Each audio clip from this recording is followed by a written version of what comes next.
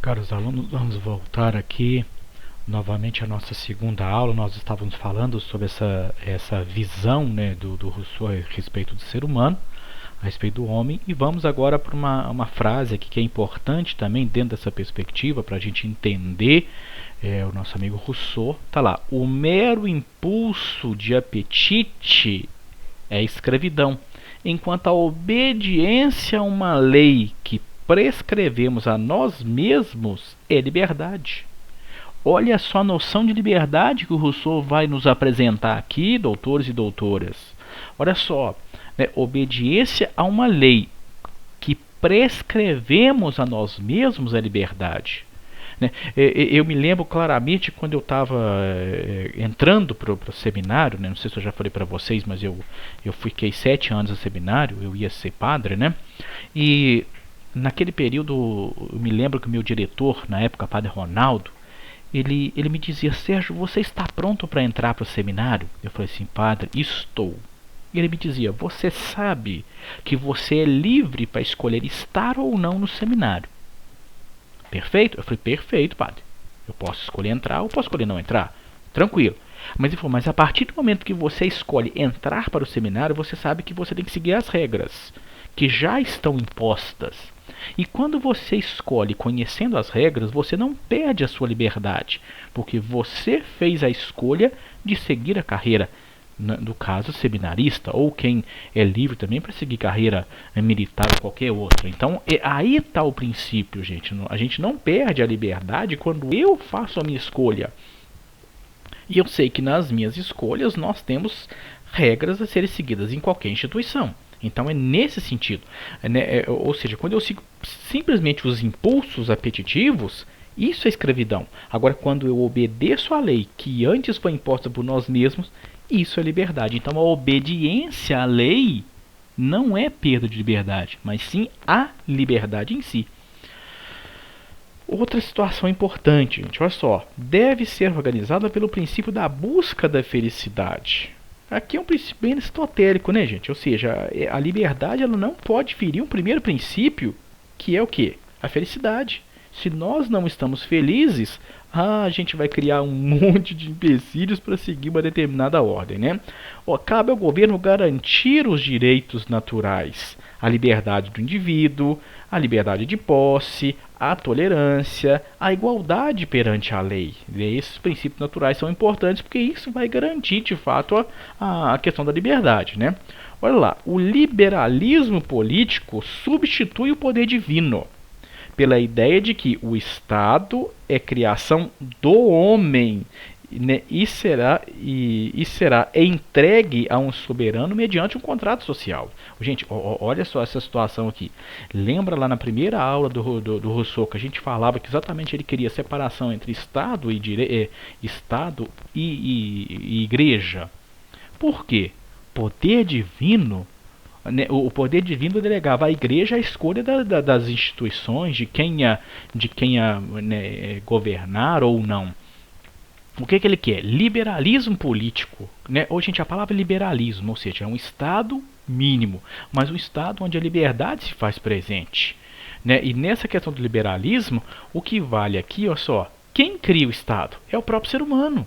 Então, se é o próprio ser humano que cria o Estado, quem é que deve também governar? Seria Deus ou seria o próprio criador do Estado? E o criador do Estado não é Deus, o criador do Estado é o ser humano. Então, nesse sentido, a diferenciação é muito forte.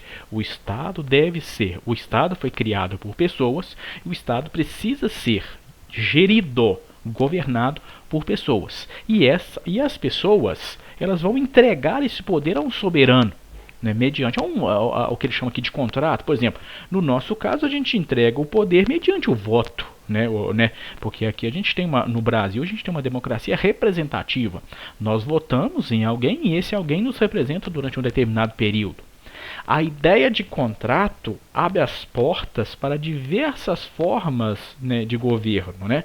O contrato é sempre muito importante. Olha só, alguns iluministas, como Rousseau, preferem uma república com fundamentos éticos. O que seria, gente, uma república com fundamentos éticos? Porque quando a gente fala assim, formas de governo, nós temos várias formas de governo.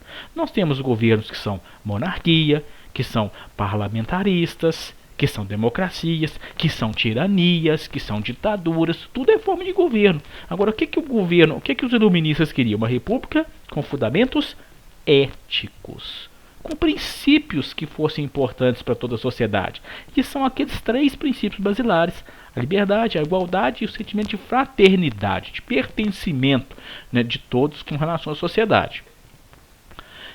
Estado governado de acordo com valores gerais do povo. Então o povo tem que ter voz, o povo tem que ter vez, o povo tem que sentir que está sendo representado e capaz de oferecer igualdade jurídica a todos os cidadãos. Gente, olha que estado lindo! Esse estado desenhado pelo nosso amigo Jean-Jacques Rousseau. Um estado onde a vontade do povo tem soberania e um estado onde a igualdade jurídica se faz para todo cidadão.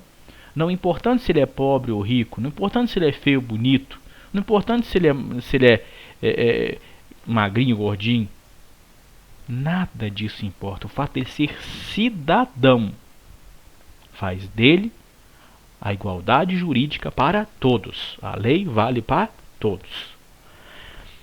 As teses que o Rousseau vai defender durante todos os seus escritos. A primeira que ele começa é exatamente defendendo a ideia do estado de natureza. É um estado pré-contratual. E nesse estado de pré-contratual, o que vai valer aqui é a ausência da lei. Ou seja, nesse estado de natureza, o ser humano é livre pela ausência da lei. Existe aqui a questão da propriedade privada, como a gente já viu lá. Ou seja, o Rousseau tem essa visão negativa. Ele vai dizer que a propriedade privada foi a grande responsável pela desigualdade no mundo, porque ele cria essa dicotomia entre os que têm e os que não têm. E aí cria uma discrepância social tremenda. E quando a gente fala dessa discrepância social, gente, é muito fácil a gente perceber. Pensa aqui, no Brasil, o sujeito mais rico do Brasil, chamado Joseph Safra, o dono do Banco Safra, ele tem nos dias de hoje 58 bilhões de dólares. Quando você pega 58 bilhões de dólares e joga isso para reais, o real hoje está valendo 5,17, ou seja, olha a quantidade de dinheiro que esse homem tem. Fiz a conta aqui, gente. Se a gente pegar o dinheiro desse sujeito e dividir para todas as pessoas aqui de Barbacena, 138 mil pessoas, cada um, olha só, a fortuna de um único brasileiro, do brasileiro mais rico, dividir para todos os cidadãos aqui de Barbacena, daria 2.600.000 reais para cada pessoa. Entende como é que a questão da desigualdade social é muito forte? Imagina só, a fortuna de um dá para dividir para todo mundo de Barbacena e todo mundo ainda ficar com 2.600.000 reais. Olha só um negócio desse, né?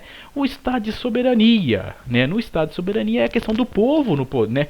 O estado de soberania é enxergar que o povo constrói a lei e que essa lei construída pelo povo vale para ele, né? Há uma sociedade, o estado soberano, ou seja, as pessoas reconhecem, as pessoas entregam o poder a uma determinada pessoa e reconhecem nessa pessoa uma autoridade.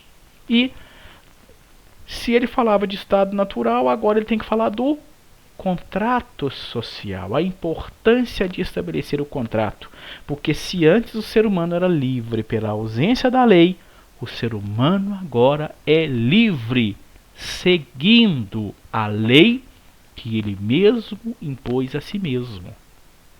Olha só como é que isso é importante.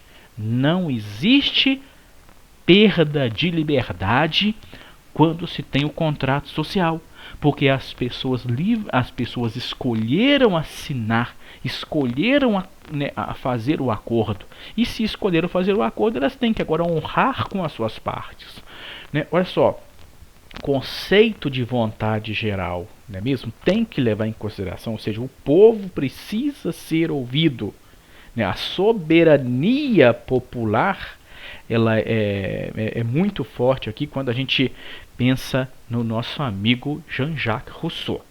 Doutores, dou por terminado a nossa aula de hoje.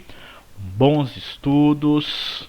se cuidem, fiquem em casa. Forte abraço, estou com saudade de vocês.